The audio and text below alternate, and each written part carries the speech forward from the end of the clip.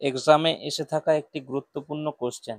দেখো বলেছে যে ভারতীয় রিজার্ভ ব্যাংকের প্রতিষ্ঠার সালটি হলো option A 1930, option B 1935, option C 1947 এবং অপশন ডি 1991। তো সঠিক আনসারটি হবে 1935, অপশন বি 1935। দেখো রিজার্ভ ব্যাংক প্রতিষ্ঠিত হয় 1935 সালে এবং ফার্স্ট গভর্নর ছিলেন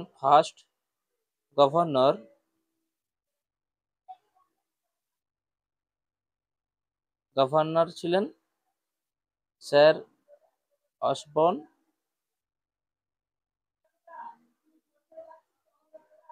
অসবর্ন স্মিথ। রিজার্ভ ব্যাংকের ফার্স্ট গভর্নর ছিলেন স্যার অসবর্ন স্মিথ এবং আরবিআই হিল্টন সমিতির সমিতির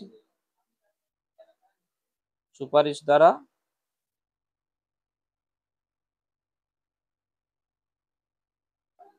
গড়ে ওঠে।